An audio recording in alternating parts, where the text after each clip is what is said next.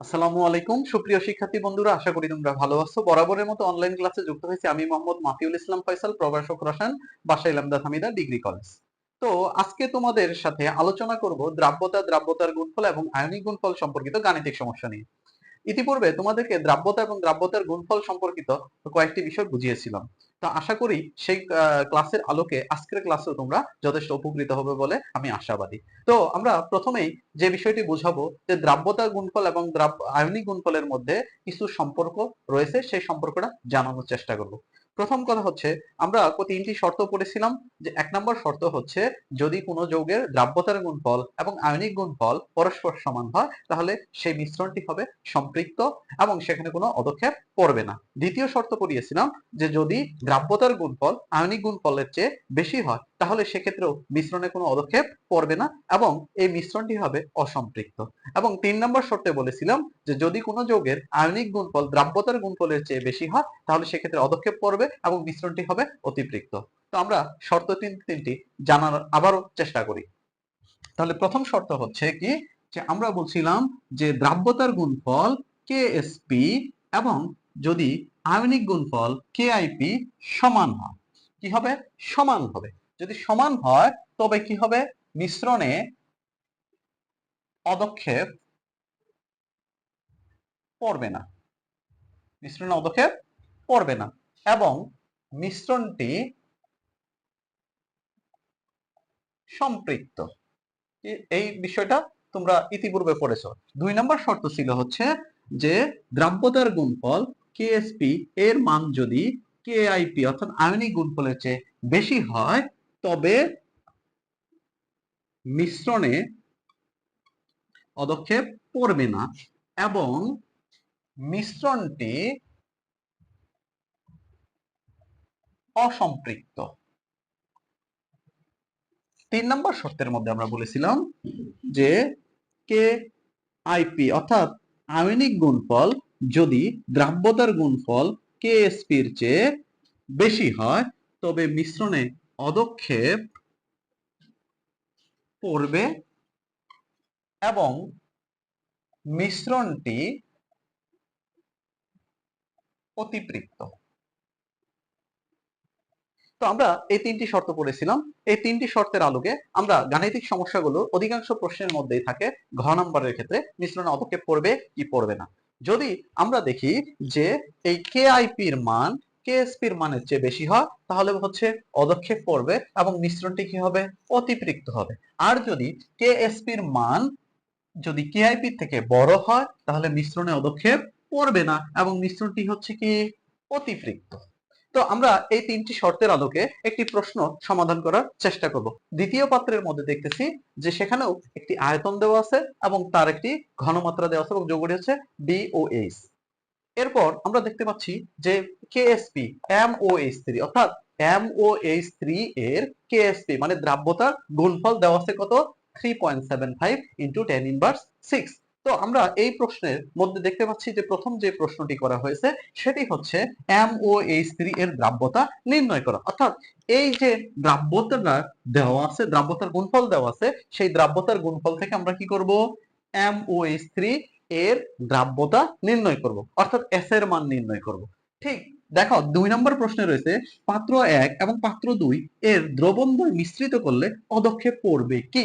অদক্ষেপ পড়বে কি? তো আমরা অদক্ষেপ পড়ার ক্ষেত্রে শর্ত বলেছি যে যদি কেএসপির মান এবং কেআইপির মান এর মধ্যে কেআইপির মান বড় হয় তাহলে সেক্ষেত্রে অদক্ষেপ পড়বে। আর যদি দেখা যায় যে কেএসপির মান বড় হয় তাহলে সেটির ক্ষেত্রে অদক্ষেপ পড়বে না। তো আমরা এই প্রশ্নটার মধ্যে দেখতে পাচ্ছি যে MOH3 এর দ্রাব্যতার গুণফল দেওয়া আছে। অর্থাৎ দ্রাব্যতার গুণফল যদি দেওয়া থাকে তাহলে আমরা এখানে কি বের করব?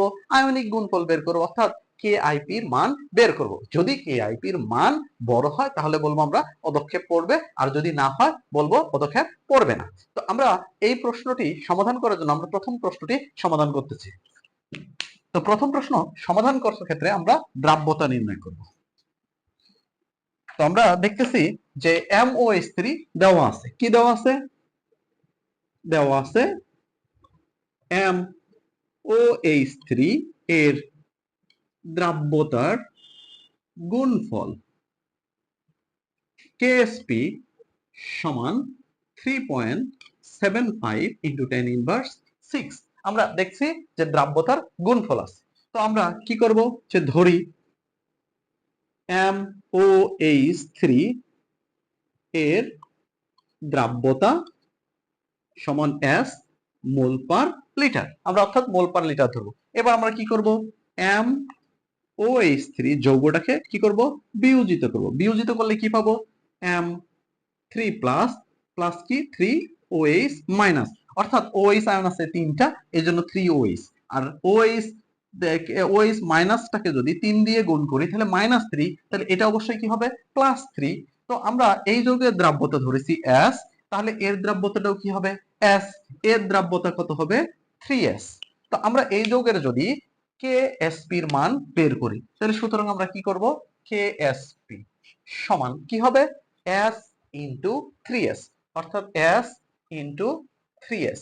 এখন দেখো, আমরা কিন্তু দ্রাব্যতার গুণফলের সংজ্ঞার মধ্যে বলছিলাম যে আয়নের ঘনমাত্রার ঘাতের গুণফল। তাহলে এখানে কত আছে, সহগ 3 আছে।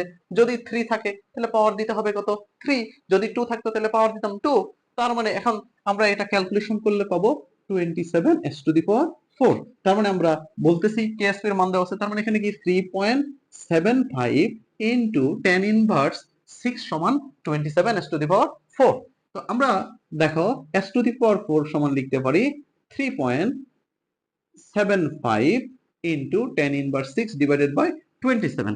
তো আমরা এটা লিখতে পারি, তাহলে আমরা s⁴ সমান কত পাবো। তো আমরা এটা ক্যালকুলেটরের সহায়তা নেব। তো আমরা কত পাচ্ছি, দেখো যে হলো 3.75 into 10 inverse minus 6 divided by 27। Answer পাচ্ছি হচ্ছে 1.38 ইনটু 10 ইনভার্স 7। তো আমরা এটা পাওয়ার পর আমরা কি করব, s এর মান নির্ণয় করব। তাহলে s এর মান নির্ণয় করতে গেলে কি হবে, s সমান সমান হবে হচ্ছে 4√1.38 ইনটু 10 ইনভার্স 7। তো আমরা এটাও ক্যালকুলেটরের সহযোগিতা নিব। তো আমরা দেখতে পাচ্ছি যে 1.38 ইনটু 10 ইনভার্স 7। তো আমরা প্রথমে দেখতেছি এখানে কি 4√, তাহলে আমরা কি করব, 4 শিফট দিয়ে টুপি চিহ্নে চাপ দিলে মানটা উঠবে, 4 উঠে যাবে।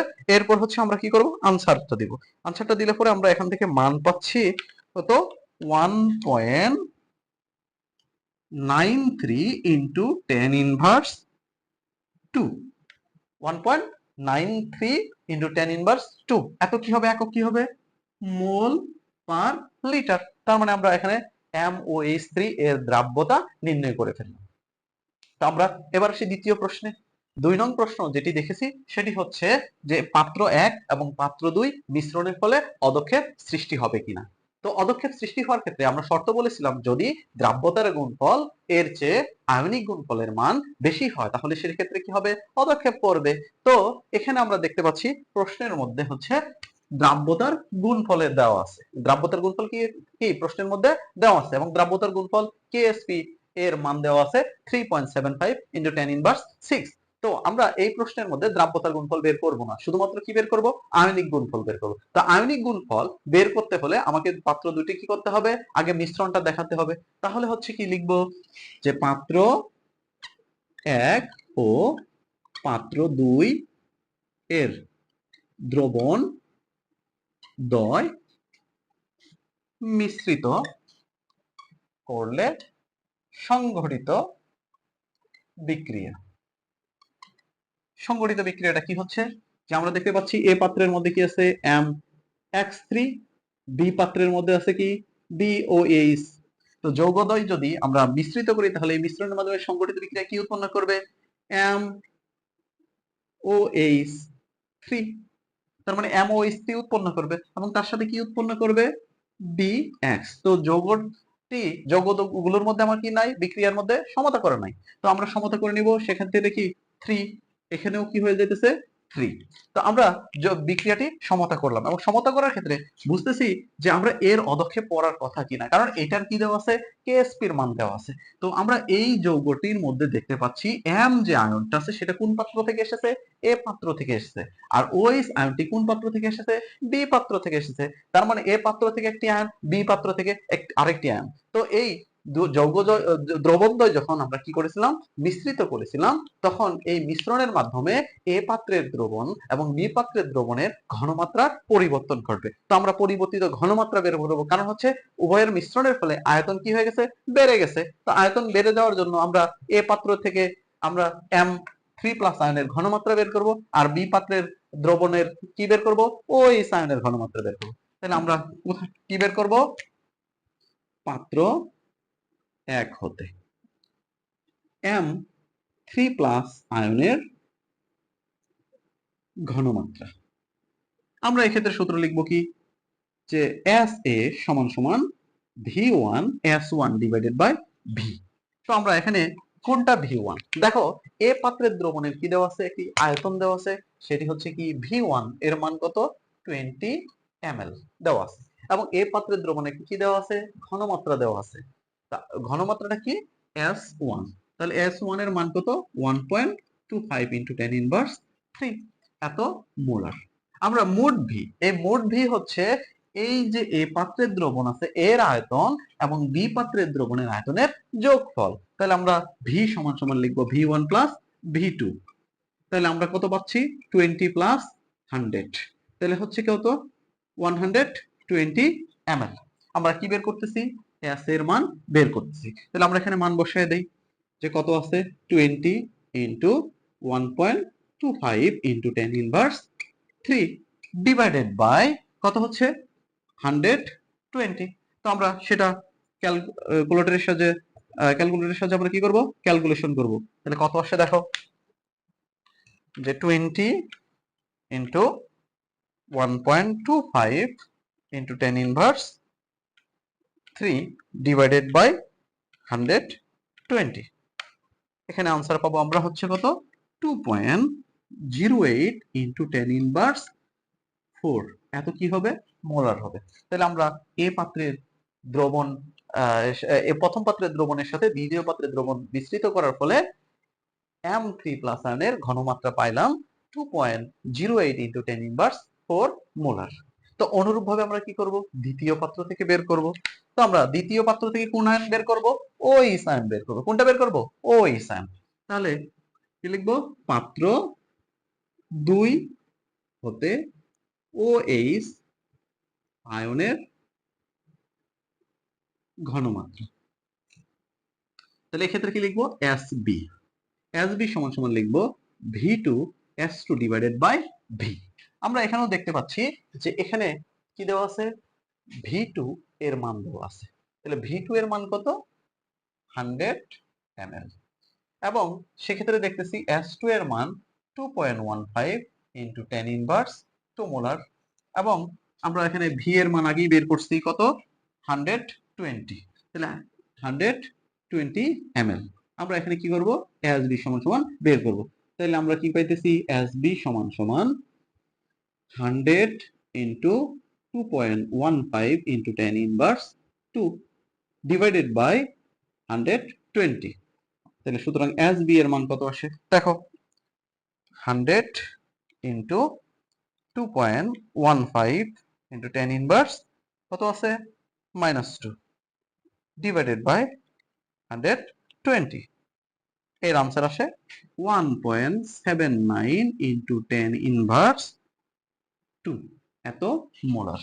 তাহলে আমরা যে এখানে বি দ্রবণ বি আয়ন বি পাত্র দ্বিতীয় পাত্রে যে আয়তনটি আছে, সেই আয়তন থেকে কি মিশ্রণের ফলে যে ঘনমাত্রা বের হলো, সেই ঘনমাত্রাটা বের করলাম। তার মানে আমরা এখানে দেখতে পাচ্ছি যে প্রথম M3+ আয়নের ঘনমাত্রা এবং দ্বিতীয় ক্ষেত্রে বের করছি কোনটা, OH আয়নের ঘনমাত্রা। তো আমরা দুইটা ঘনমাত্রা বের করার পর এখন কি বের করতে হবে, আয়নিক গুণফল বের করতে হবে।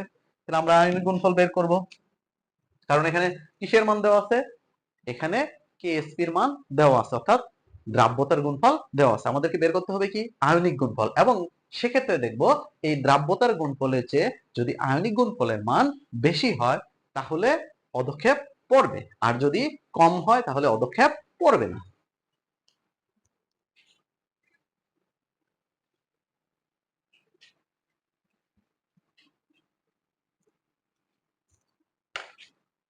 তো আমরা MOH3 সেটাকে ভাঙাইলাম, সেটা ভাঙলে কি হবে, M3++3OH মাইনাস। তাহলে এই আয়নের ঘনমাত্রা কত ধরছিলাম? এস। এই আয়ন OH আয়নের ঘনমাত্রা কত ধরেছি? এসবি। সেটা লিখলাম এসবি। এসবি কয়টি আছে? যেহেতু সামনে সব 3 আছে, তার মানে সামনে 3। সুতরাং আমরা কি বের করব? কেআইপি বের করব। আমরা কেআইপি সমান কি জানি? যে হচ্ছে আয়নদ্বয়ের মোলার ঘনমাত্রা গুণফলের ঘাত।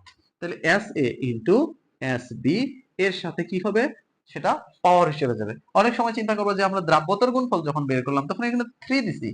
এটা মাথায় রাখতে হবে যে সবটিকে এই ক্ষেত্রে ব্যবহার করা যাবে না, জাস্ট শুধু কি হিসেবে যাবে? পাওয়ার হিসেবে যাবে। তো আমরা এখন এস এর মান কত পাইছি? যে এস এর মান পাইছিলাম কত? এই এখানে দেখতেছি 2.08 ইনটু 10^4। আর এসবি এর মান কত পাইছি? 1.79 ইনটু 10^2। এর পাওয়ার হচ্ছে কত? 3। তো আমরা এটা একটু ক্যালকুলেশন করার চেষ্টা করি। সেটি হচ্ছে কত? 2.08 ইনটু 10^-4 ইনটু কত আছে? 1.79 ইনটু 10 এর পাওয়ার কত? -2। এর পাওয়ার কত আছে? 3। তার মানে পাওয়ার আবার 3। তো আমরা এখানে দেখতে পাচ্ছি যে 1.19 ইনটু 10^9। তো আমরা এই দুইটা ক্যালকুলেশনের মধ্যে দেখো যে এক্ষেত্রে কেএসপি এর মান কত পাইলাম? কেআইপি এর মান 1.19 ইনটু 10^9। আর ওই এই জায়গাতে দেখো কেএসপি এর মান দেওয়া আছে কত? কেএসপি এর মান দেওয়া আছে 3.75 ইনটু 10^6। তাহলে আমরা দেখতে পাচ্ছি যে কে আইপির মানের চেয়ে, এই কে আইপির মানের চেয়ে কিসের মান বড়?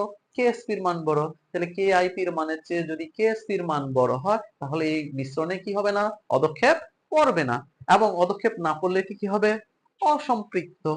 তাহলে আমরা লিখব যেহেতু কেএসপি গ্রেটার দেন কেআইপি তাই মিশ্রণের পদক্ষেপ পড়বে না। মিশ্রণে কি? পদক্ষেপ পড়বে না। আশা করি তোমরা এই গাণিতিক সমস্যাটি বুঝতে পেরেছো এবং আগামী ক্লাসে অন্য কোনো টপিকস নিয়ে তোমাদের সাথে আলোচনা করব। এ পর্যন্ত আমার সাথে থাকার জন্য তোমাদেরকে ধন্যবাদ।